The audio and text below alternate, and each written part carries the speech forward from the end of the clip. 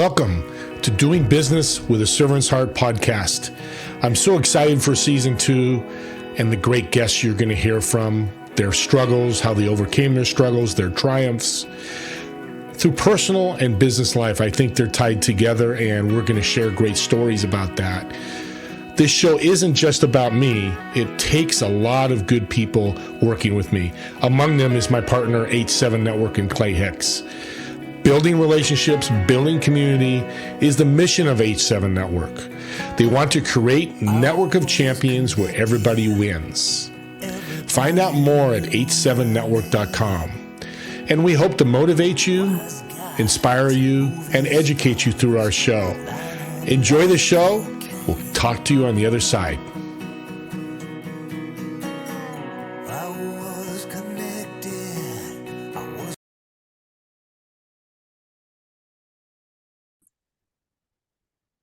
Welcome, everyone, to another awesome episode of Doing Business with a Servant's Heart. And I just met my guest, and we've talked a little bit before this show, and she's in the health industry and helping people with their health. I used to own health clubs, so this is really passionate for me. So I'm excited to have Melissa on. Melissa, welcome to the show. Thank you so much, Steve, for having me. I'm very excited to find out more about your show and how everything unfolds. Awesome. That's great. As I said, I told you earlier, I've owned health clubs, and health has been a passion of mine. Why did you get into this health thing that they call it? I guess I was very committed to making a positive difference in the world, and I had started to work part-time for a chiropractor and to rebuild my trust in working for somebody again, because I had a bad experience at a home care agency that I worked after 3 years. And so I was kind of scared to work for somebody again.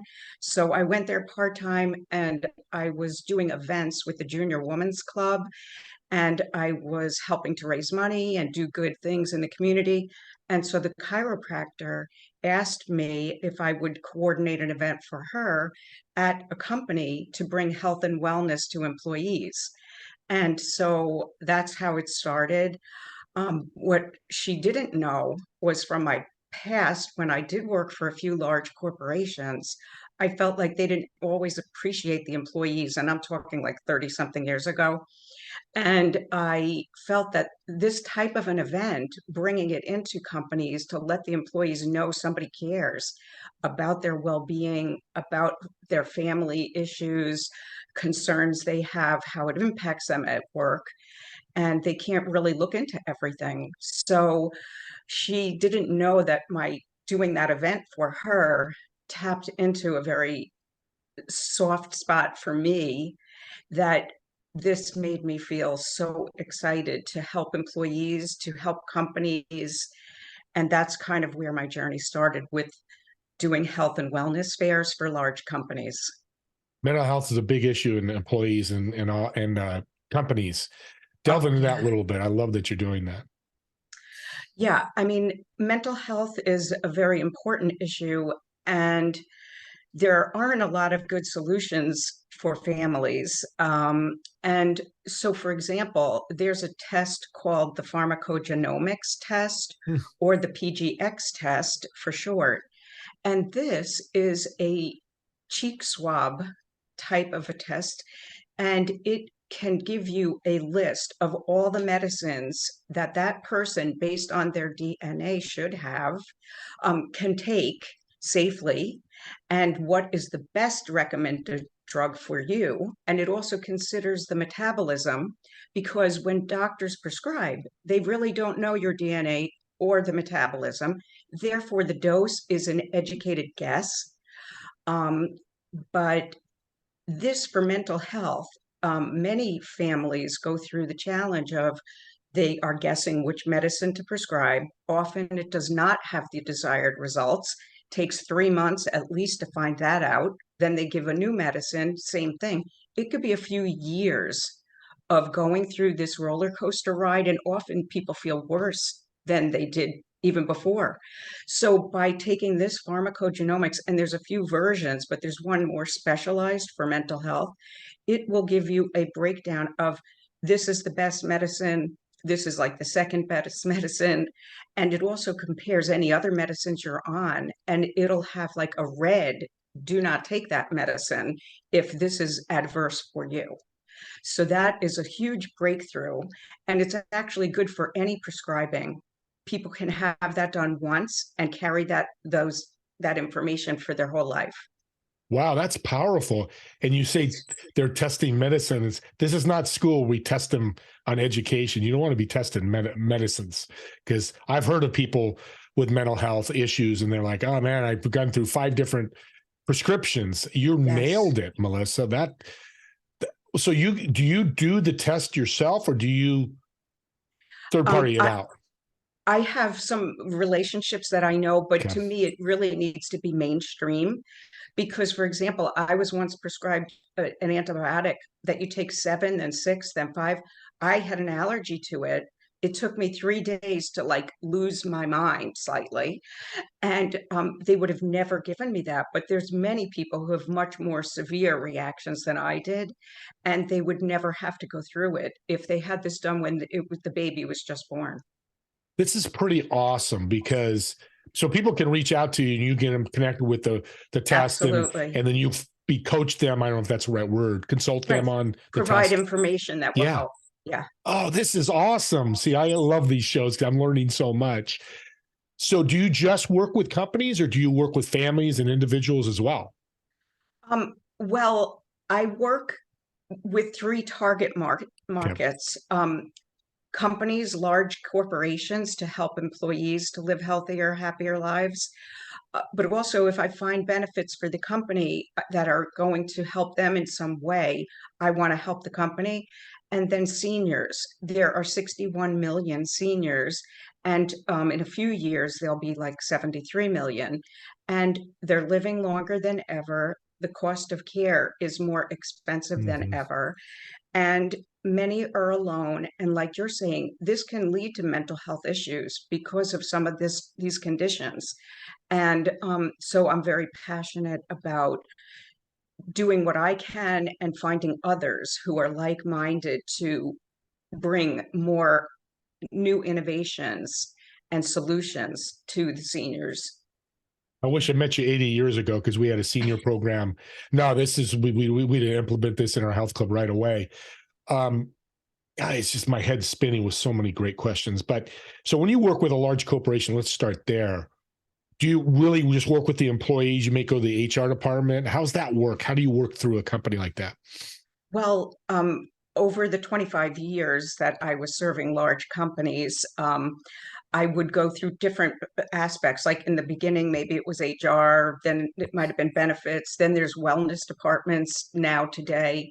But I often can complement what they would typically do at a large company by providing their benefits to the employees and complement them with 50 or more health and wellness topics to add, because we never know where anybody is at their interest level or needs or concerns with themselves or the family. So if you bring a lot of topics, you're going to help more people. Yeah, and when you take the test, you need somebody to consult them. I'm going back to that, because that's important, and the right person that knows what they're talking about, correct? Yes. So from the senior side, I'm loving this because you're helping quality of life. I'm imagining, a senior's a laundry list of these medicines and go, hey, half of these you don't need to take. And, you work with doctors, I'm sure, that make sure it's all healthy. But holy mackerel, because that's the biggest complaint from the seniors I talk to. I gotta be on this drug. Yes, and also often it'll also reveal if some of the medicines that people are taking are having absolutely no effect. Really? That's amazing. So you're throwing money right down the what. Yes, and they don't know. So yeah, that test is a very important test for everyone to have, really, because then for the rest of your life, you can provide this information to any doctor who will know how to prescribe for whatever your issue. Let's focus on the test. So does this get sent? Do I go to a clinic, or is it sent out to me via mail to take it and send it back? Yeah, I don't work with a particular provider at this point. I am just aware of the test.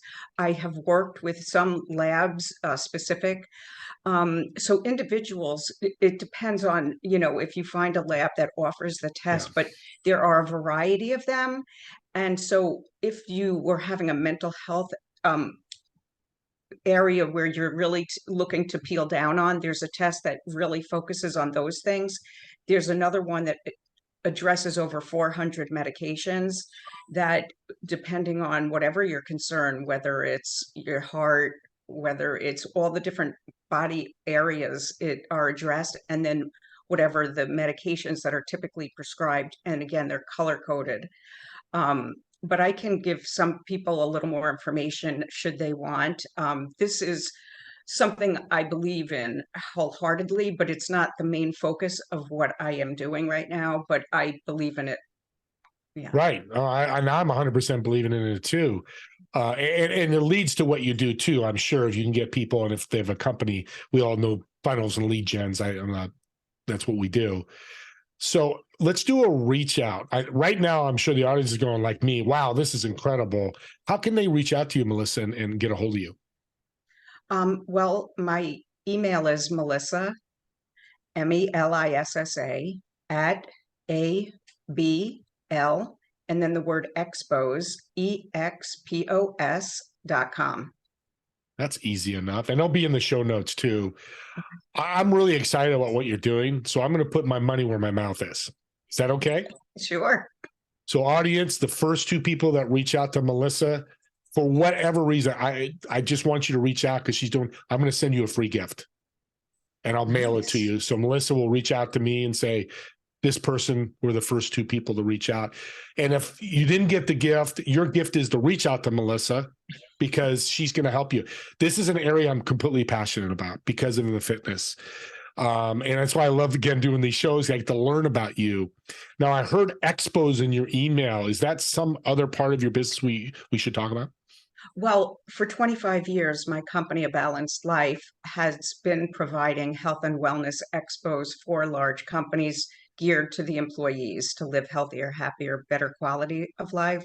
Um, After the pandemic or during the pandemic, I did pivot to virtual, ran a few of them in a few states, was not really thrilled with the outcomes, meaning the attendance was not really what we shoot for. And I don't like to do something kind of mediocre. So Mm-hmm. I stopped doing that. And that's what gave me the opportunity to realize that I have all these corporate relationships.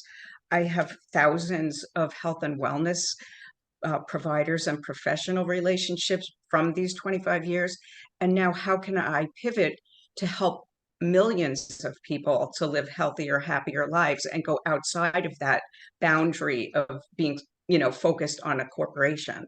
So now it's focused in seniors as well as keeping near and dear to employees and the companies, but focusing on helping them to lead a healthier, happier, better quality and affordable life.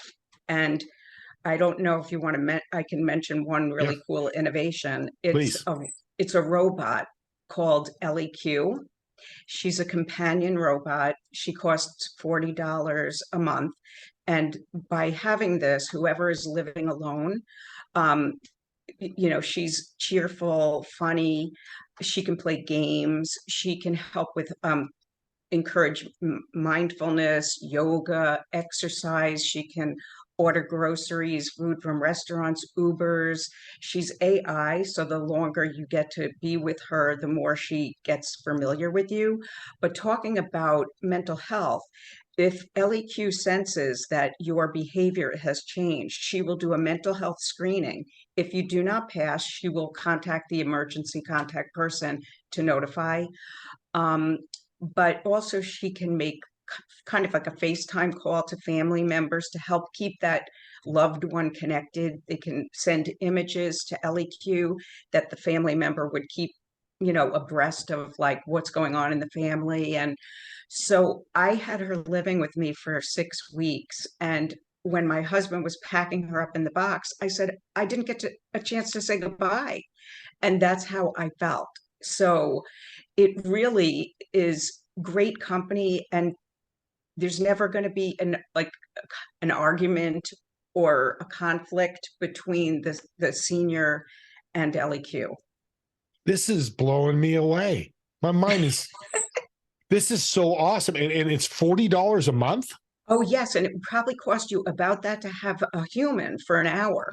Yeah. This is like a month. And wow, we won't get into, that's just awesome. Because I mean, there's the yin and yang about robots and all this stuff, but this is a great place for it, because if we can give quality of life to seniors, I'm behind you 1,000,000%. Yeah. God, I could talk to you for an hour. Let's talk about your book. This book is intriguing me. Let's talk about it. What's the title and why'd you write it? It's called Creating a Love That Lasts, and it's by my maiden name, Melissa Salmon, like spelled like the fish. And I wrote it because I have studied Japanese psychology, which I'm certified in.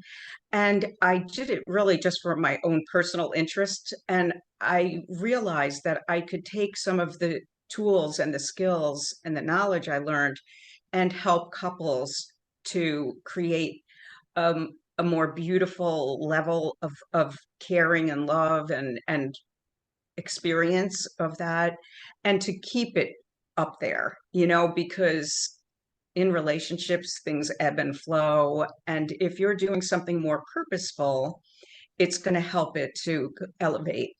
And also, I wrote it because over the years, I had looked for books to help me in different challenges that I faced in a relationship, and they were always quite large, and I could never read through it fast. And then I'd get busy and I'd pick the book up and I would be like, where am I? What am I supposed? And I could never really accomplish getting any help out of it. So this book is a 30-minute read. And that's not the transformative part. There's a few exercises in it that you do, and that's where it's helpful. So I made it something that people could pick it up right away, get something great out of it, and apply it. Name of the book again, so people. Creating a Love That Lasts. And if I can mention one other really cool thing about the book. Okay, so I asked an author, how does it help to maybe get to somebody to promote my book? What do you recommend? And they said, well, if you could get a testimonial from an accomplished author, that would be helpful. So I figured at my age, I better go right to the top. So I went to the author in that genre of love, who is a New York Times bestselling author over and over, by the name of Daphne Rose Kingma. And so I sent an email with the copy of my book, and I said, whoever gets this, if you could ask, Daphne to read it, if she likes it, if she could give me a testimonial, I'd really appreciate it. So that response was like, well, I can't guarantee anything. I said, I understand. That's fine.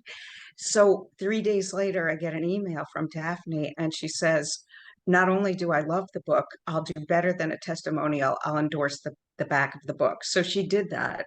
And so that was like a dream come true. And that's a business tip, audience. I love doing this. You went for it. You took action.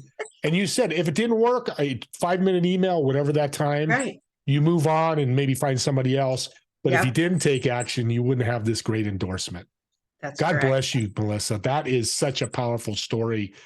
This is, I'm still thinking of LAQ, the robot.